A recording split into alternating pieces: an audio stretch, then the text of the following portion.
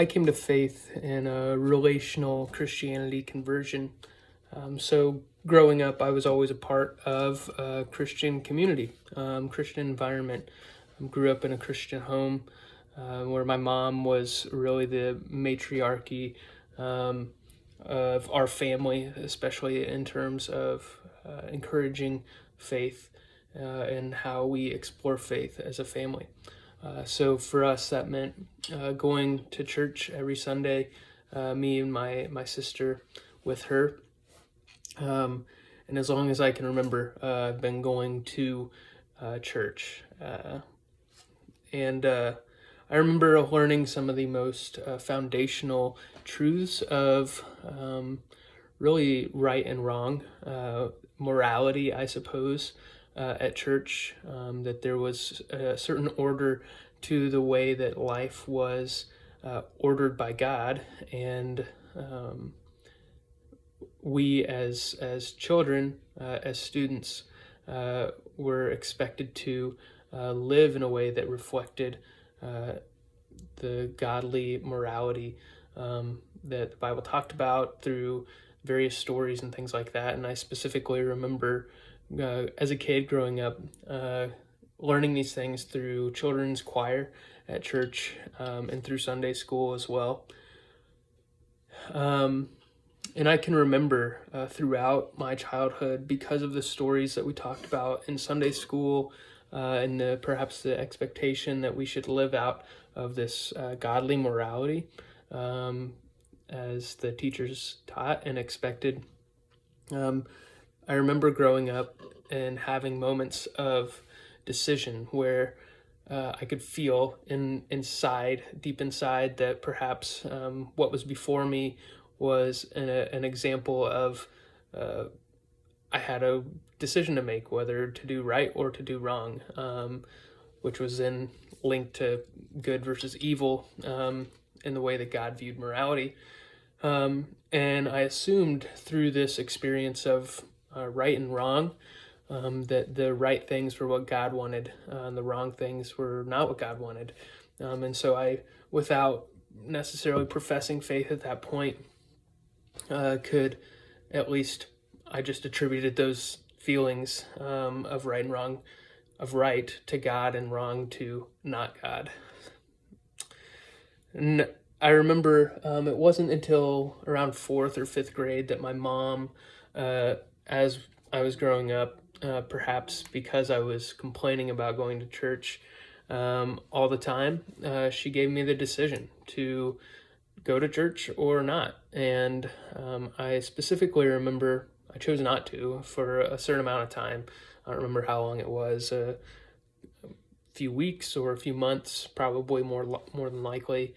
But I remember just kind of, I enjoyed it, I suppose, but at the same time, felt like something was missing. And so I went back to church after however long this was, this break I had taken.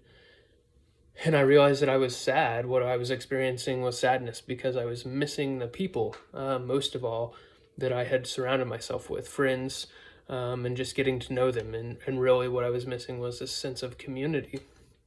And so it was actually right around this time when I came back to church after deciding to leave that I remember going to church camp, and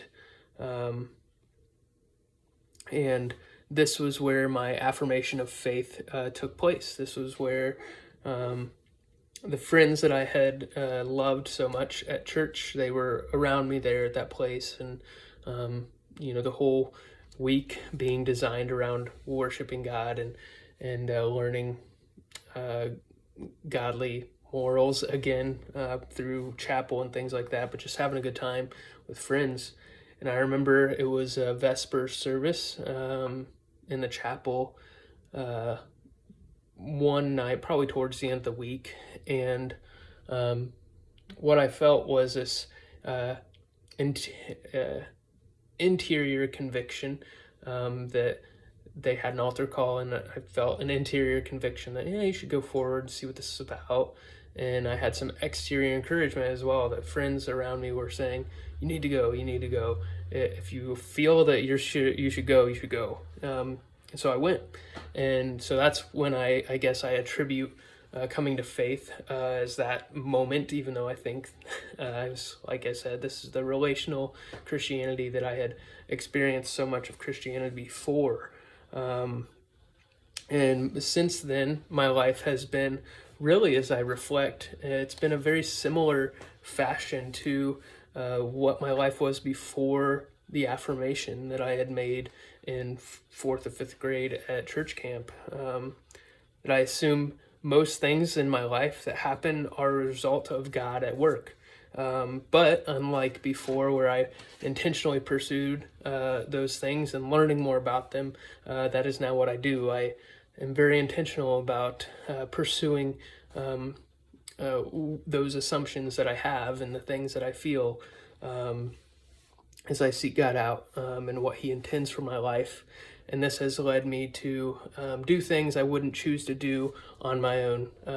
Been leading worship for several years, over 10 years now, and that's not something that I would have chosen to do without God's influence. Also, redefining my definition of success, kind of leaving the full-time workforce in order to pursue ministry, and also pursuing seminary. It was not something I would choose to do on my own, especially in the middle of a pandemic, but here we are. And also, part of my experience after faith is that I still continue to struggle with this right and wrong, this good and evil battle on an everyday basis, whether it's in relationships that I have or personal choices I make or the way that I work with integrity. So that's kind of my story of faith in 3 chapters.